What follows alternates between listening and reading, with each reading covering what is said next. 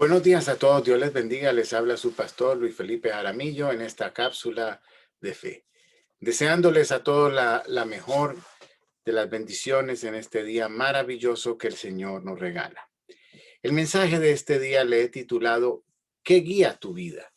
Probablemente vamos a hacer una serie y esta es la primera parte. ¿Qué es lo que guía tu vida? Guiar significa mover, empujar, conducir un auto. Em, Cuando golpeas una pelota, la estás guiando, la guías. Cuando ya sea béisbol, fútbol, golf, al golpear la pelota, la estás guiando. Pero hay momentos en nuestra vida que lo que nos está guiando es un problema. Cuando tenemos un problema muy grande, ese problema toma control de todo. Y ese es el que comienza a guiar nuestra vida. Cuando las puertas de la deuda nos empiezan a cobrarnos y a cobrarnos y a llegarnos cartas, esto también puede comenzar a guiar nuestra vida. Las malas experiencias, personas que no se atreven a salir adelante, a tomar nuevas decisiones por sus malas experiencias. Quiere decir que las malas experiencias están guiando su vida. El temor, una persona que tiene fobias, que tiene temores, pues no puede alcanzar su mayor potencial porque está guiado por el temor.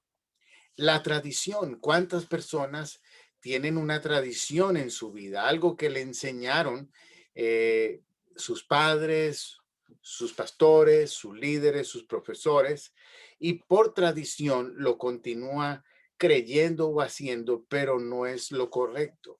Entonces estas personas tampoco alcanzan el potencial de Dios porque están siendo guiados por algo que es solamente una tradición, pero no es una verdad. Hay personas, y es lo que vamos a hablar hoy, las personas que son guiadas por la culpa, pasan toda su vida huyendo de sus errores y avergonzados por sus errores. Los que son guiados por la culpa, ¿sabe lo que pasa? Son controlados por los recuerdos del pasado. Su pasado ha tomado total control de su vida. Nunca se podrá llegar muy lejos cuando el pasado controla tu futuro. Yo sé que las decisiones del pasado, las acciones del pasado y las cosas del pasado hasta cierto punto determinan nuestro futuro. Pero Dios es un experto en cambiar y transformar nuestro futuro, aún dejando atrás ese pasado. Cuando no podemos dejar el pasado atrás, entonces no podremos llegar al potencial, al futuro que Dios tiene para nosotros. ¿Por qué? Porque este tipo de persona siempre se está castigando a sí mismo, siempre está con culpa en su mente, destruye a sí mismo sus propios logros, sus propias metas, su propósito, él mismo lo está destruyendo porque la culpa lo ha invadido. Todo esto lo podemos ver en la vida de Caín. Caín sabemos que cometió el pecado, la caída, y él no tuvo un redentor, no hubo perdón en ese momento, no hubo redención, vamos a decirlo así. Él necesitaba al redentor, a Jesucristo. Entonces, Génesis 4:12 dice, cuando labre la tierra, no te volverá a dar sus fuerzas, errante y extranjero serás en la tierra. La persona que mantiene la culpa será un errante y un extranjero.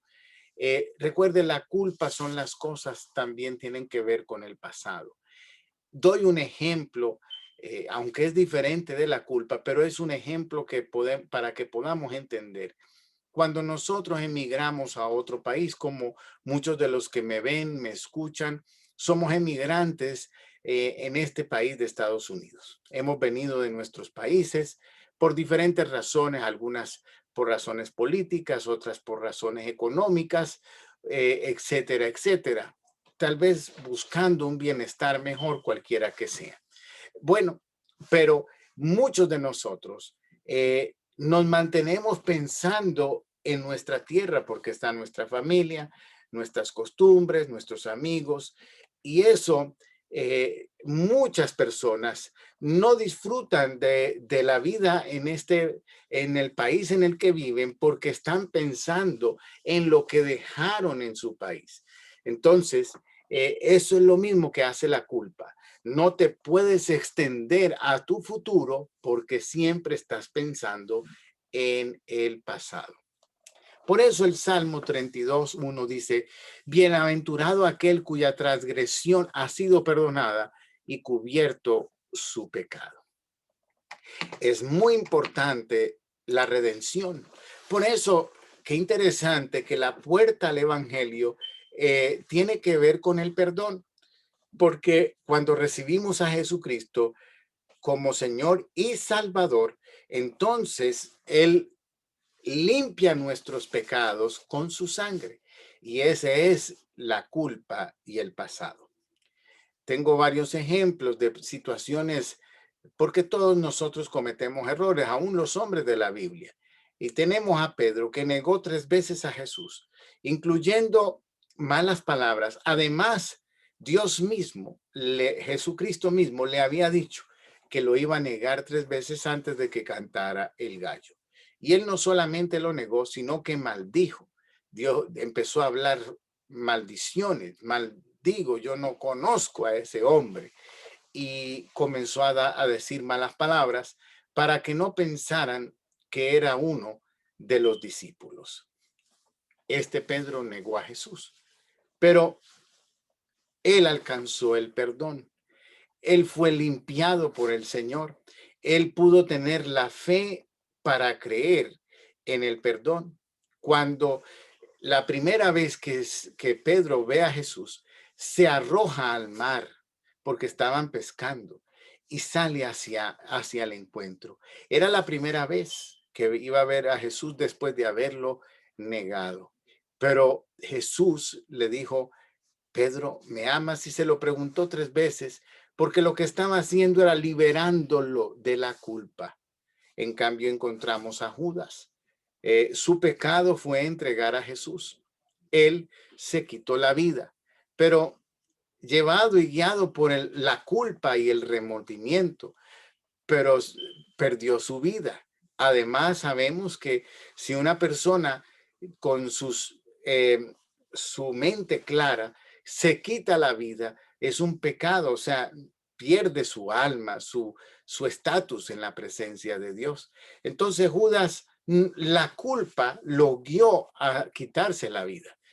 La culpa es una mala guía, porque si Judas hubiera no se hubiera quitado la vida, estoy seguro que hubiera recibido perdón y hubiera sido uno más entre los discípulos totalmente transformado y cambiado. Pastor, pero entregó a Jesús, sí, pero es que no importa cuál sea el pecado, cuando hay arrepentimiento, la sangre de Cristo nos limpia de nuestros pecados y nos redime y nos quita la culpa.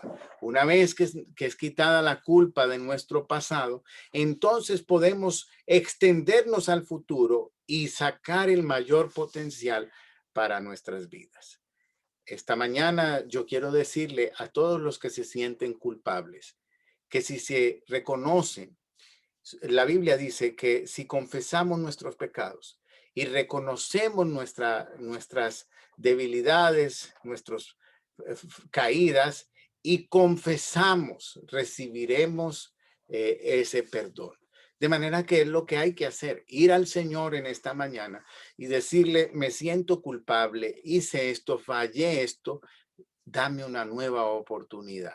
Una vez que haces esto, la sangre de Cristo limpia tu vida de pecado. Ahora, recuerda, debemos de arrepentirnos, confesarlo y apartarnos del pecado y recibiremos el perdón. Eso por primero. Y segundo, que también hay una condición para esto, y es que debemos de perdonar a los que nos ofenden. O sea que si tú hoy quieres recibir el perdón de la culpa, tienes que perdonar también a los que te hicieron mal para que puedas recibir el perdón de Dios. El perdón de Dios también está determinado o condicionado al perdón humano. Si yo perdono, Él me perdona. Si yo no perdono, Él no me perdona. De manera que hoy es tiempo de liberarnos de la culpa. Señor, te pedimos en esta mañana esa libertad de la culpa y que no nos guíe la culpa. Tú eres nuestro Redentor y nuestro Salvador. Has quitado la mancha del pecado y hoy podemos extendernos a un futuro mucho mejor, guiados por tu palabra, por tu espíritu y por ti. Que Dios les bendiga a todos. Nos vemos mañana en el nombre del Señor. Bendiciones.